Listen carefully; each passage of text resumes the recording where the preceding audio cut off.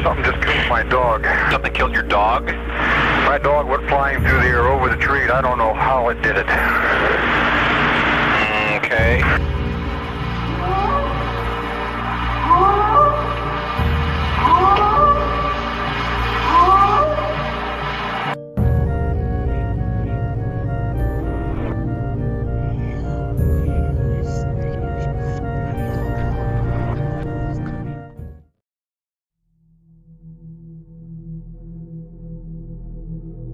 Deep in Bigfoot Territory, Episode 5.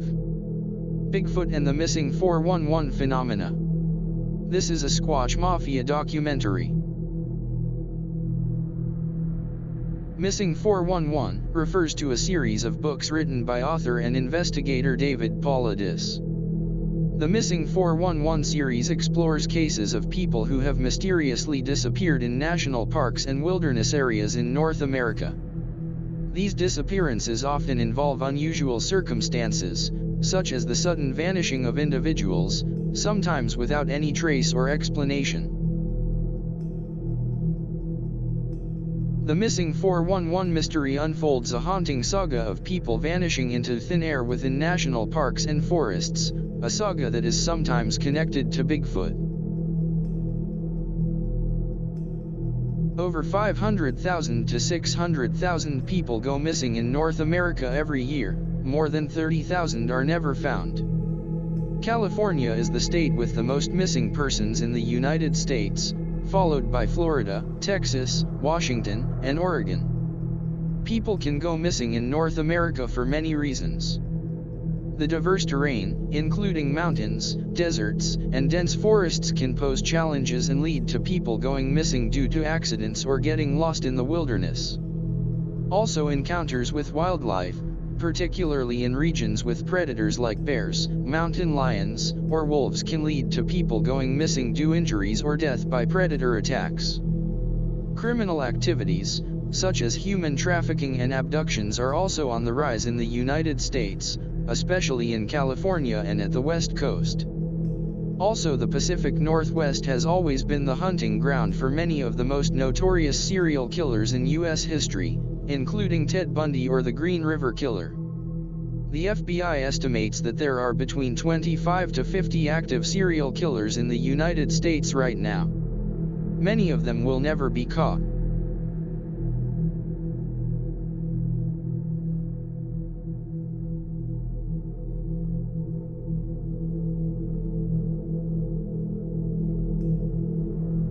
The Missing 411 phenomena is a web of chilling mysteries, geographical anomalies, and eerie connections. The cases described in the Missing 411 series involve persons who went missing while hiking, camping, or engaging in outdoor activities. Some of these people were experienced outdoorsmen, yet they vanished under unusual circumstances.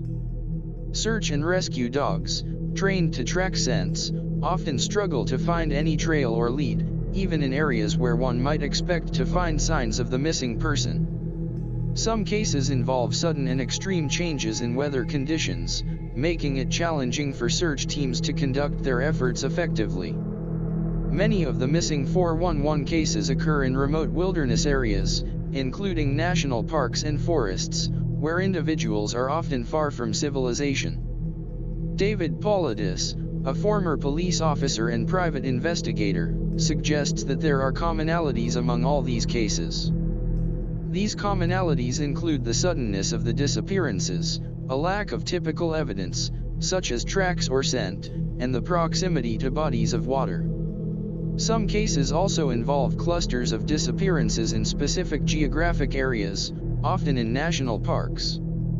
The Missing 411 phenomena suggests that there is an unusual and unexplained pattern of disappearances that occur within these protected areas. Paulides has put forward various theories to explain these disappearances, including the existence of a North American wood ape, the Sasquatch, or other cryptid involvement.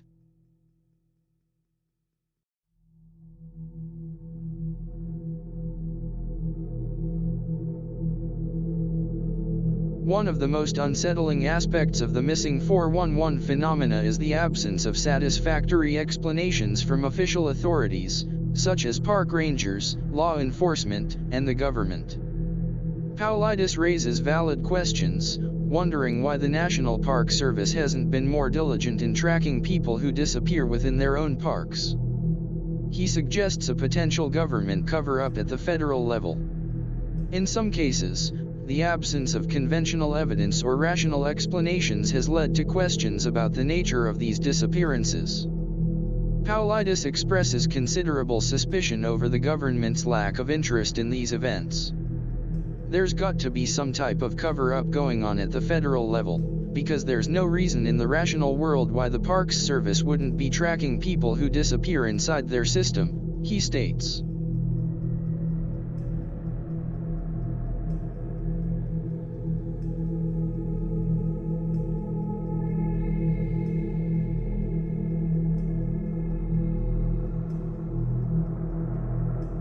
The Missing 411 research depicts 28 clusters of missing people across the North American continent. This is not a phenomenon that has been occurring over just a few decades. Clusters, where multiple people have gone missing in close proximity to each other, have been identified going as far back as the 1800s. Often these clusters are located within national parks.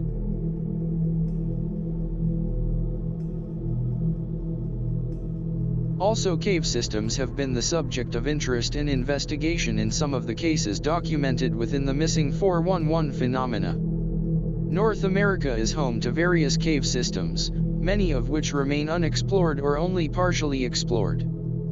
For example, Mammoth Cave in Kentucky, which is the longest cave system in the world. While it has been extensively explored, new passages and chambers are continually being discovered.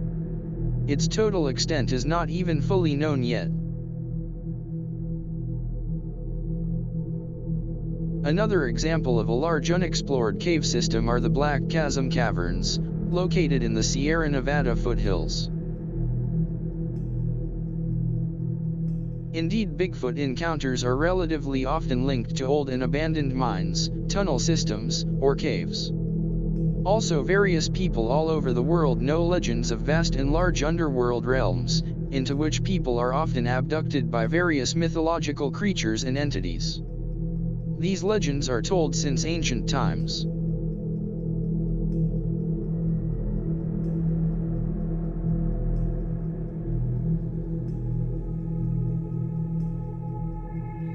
Another bizarre and perplexing trend among these cases is the extraordinary vast distances traveled by some of the victims, often defying logical explanation. There is one case involving a 2-year-old boy from Oregon, named Keith Parkins, who vanished near the Umatilla National Forest. The boy was found 19 hours after his disappearance, 12 miles away from where he disappeared, in the rural wasteland. The journey in question would have required the toddler to cross 2 mountain ranges, fences, creeks, and rivers.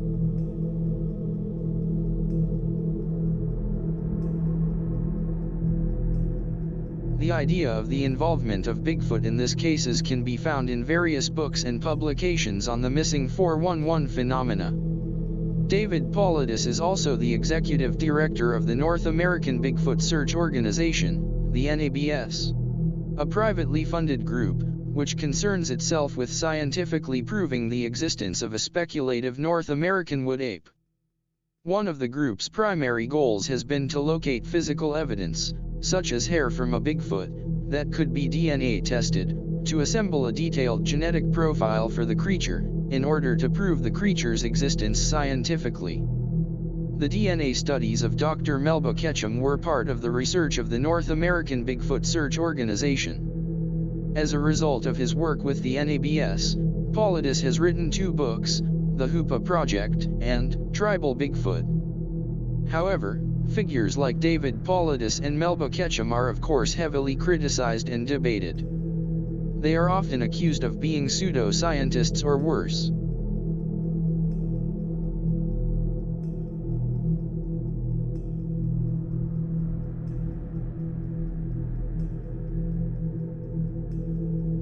But, Are there any hints that point to the involvement of Bigfoot in the cases of disappeared and missing persons in North America? While certain proof for that is of course very hard to find, or at least not available to the public, many Bigfoot stories, in which the creature shows extremely aggressive behavior, have been reported by eyewitnesses and victims, from historic times to modern days.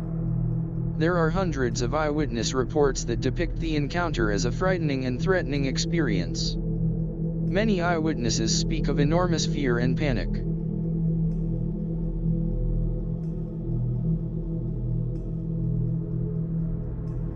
In the last months we have covered many stories on this channel that had a violent and dark tone. In last week's video we took a deep dive into a popular Bigfoot 911 call, just one example for the depiction of Bigfoot as a potentially dangerous species. The call, recorded at a sheriff's department on the Kitsap Peninsula in Washington state, was released by Ron Moorhead in the late 90s. In the call a man tells the police that his dog was killed and that a gigantic person is standing in his yard and watching him. This is by far not the only story in which dogs or other pets are killed by Bigfoot. No informations are available when, or from where exactly the call was made. The only information available about the location is that the call was made on the Kitsap Peninsula in Washington state. The area, next to the Olympic Peninsula, is notorious for Bigfoot encounters and stories. The caller himself stayed anonymous over the decades. Let's listen to a short excerpt from the 911 call. See the links in the video description below for the entire video. Okay. You've had problems in the neighborhood before? Yeah, my dog was killed here just recently. I don't know what it was, whatever it is, it's running. Couldn't catch it if I was going to chase it, but whatever it was standing up. I'm out here, come through the window now, and I don't see anything. I don't want to go outside. Jesus Christ, you better... Tia! Hello? Get somebody out here. What's going on now, sir? That son of a bitch is about 6'9", I don't know.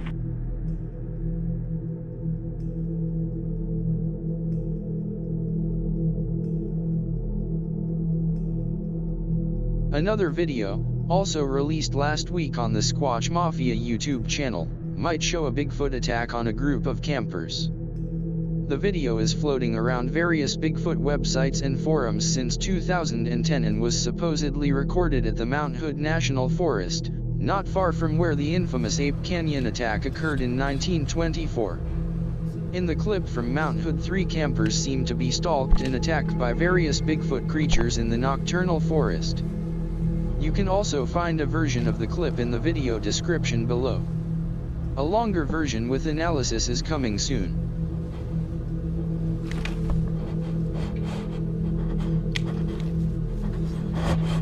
What the fuck is that?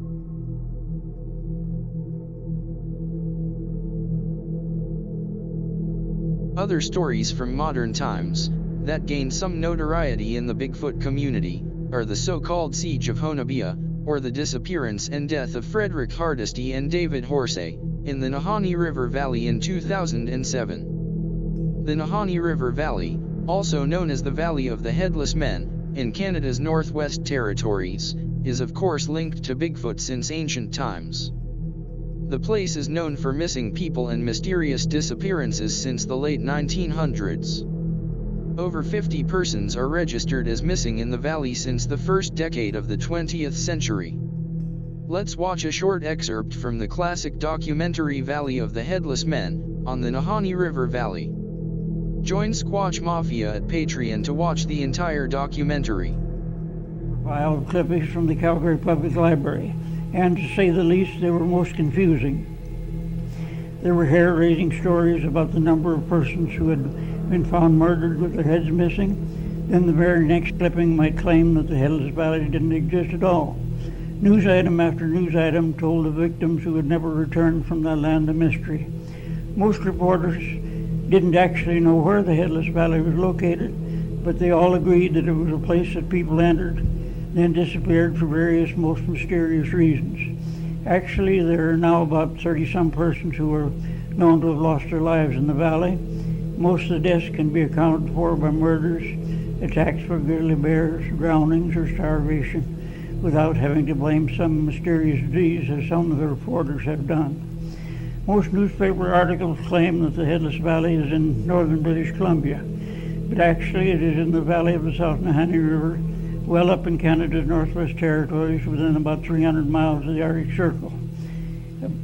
About 1,100 miles north of the U.S. border along the Alaska Highway is Old Fort Nelson, the usual jumping-off point by canoe for the Headless Valley. From the Old Fort there on the Fort Nelson River, one goes down to where it joins the Liard River, then on down the Liard to the mouth of the South Nahanni River.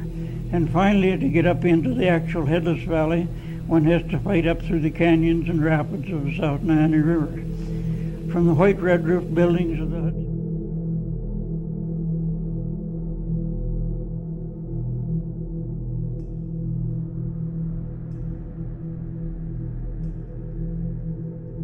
The native tribes of the region, mostly the Dean people, speak of a creature they call Nahanni since many generations. The Nahanni is believed to be a giant-sized cannibalistic creature that hunts and kills humans. It is believed that these creatures often are responsible for the attack and murder of people, the abduction of women and children, and nocturnal raids on villages to steal livestock and food. You can find a video on the Nahanni River and the Valley of the Headless Men on the Sasquatch Mafia YouTube channel. See the link in the video description below.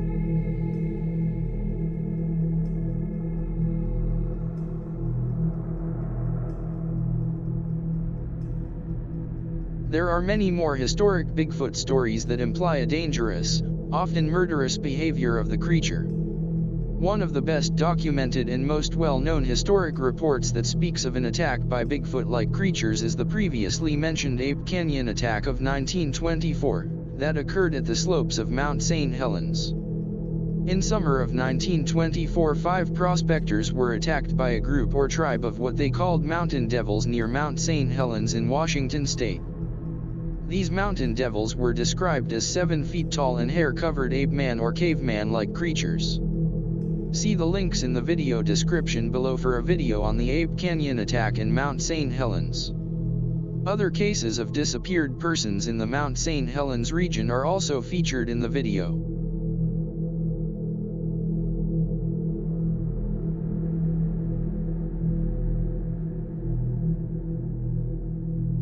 The story of Port Chatham, a small settlement in Alaska, was also widely covered on the Sasquatch Mafia YouTube channel. On the Kenai Peninsula in Alaska, the entire population of Port Chatham, a small village in the 1920s and 30s, was pushed out of the southern tip of the peninsula by at least one huge hair-covered creature that roamed the forests and mountains around the village, killing and abducting people constantly over a period of more than 10 years, until the village was abandoned. The native people of the region blamed a mythological creature they named Nantinaq for the killings, one of the many Bigfoot-like figures in Native American mythology. They believe that these creatures imitate human voices or the cries of babies, to lure clueless victims into the forest, to abduct or kill them. Most of their ancient tales and legends describe the Bigfoot-like figures as dangerous and vicious entities. The case of Port Chatham was covered in various books and newspaper articles. You can find a video on Port Chatham at the Sasquatch Mafia YouTube channel. Other violent Bigfoot attacks from Alaska are also featured in the video. See the links in the description below.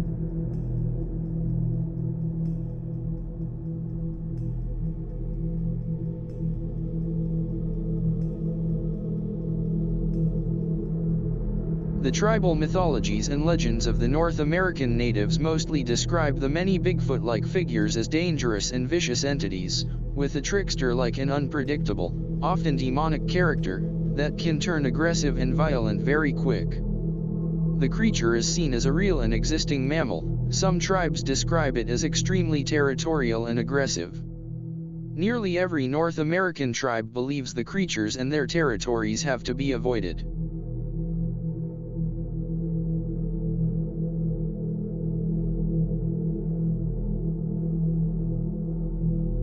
The mythology of the natives knows Bigfoot-like figures from Alaska to Florida.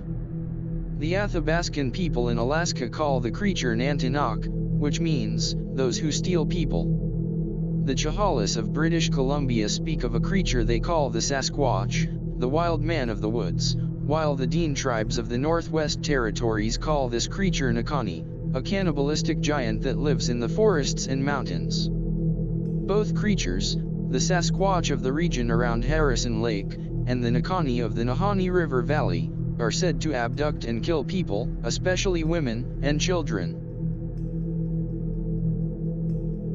In Florida, the Seminole culture includes stories of a foul-smelling, physically powerful, and secretive creature called Estikapkaki, a name which roughly translates to furry tall man or hairy giant. The creature is said to roam the swamps of the Everglades at night, preying on humans and animals alike.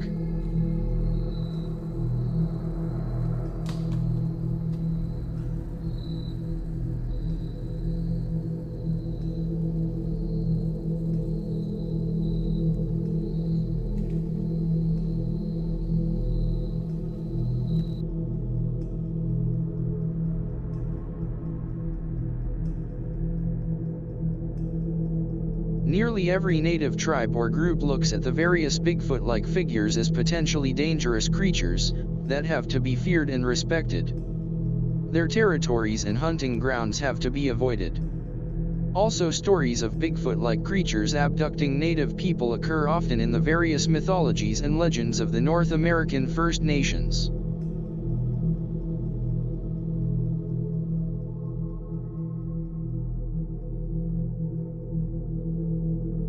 So, even if the missing 411 phenomena of David Paulides is just made up, the stories of cryptids like Bigfoot killing or abducting humans are very old and are told in the United States and Canada since ancient times and countless generations. And from ancient times until our days, these stories remain the same, with all their strange details and characteristics. And eyewitnesses still encounter large and ape-like figures in the forests and wastelands of North America. And people still keep disappearing in the wilderness.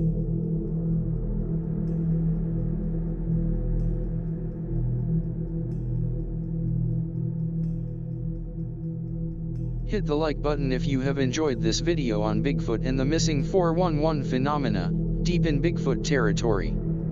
Subscribe to the Squatch Mafia channel at YouTube for more videos on Bigfoot, Sasquatch, and cryptozoology.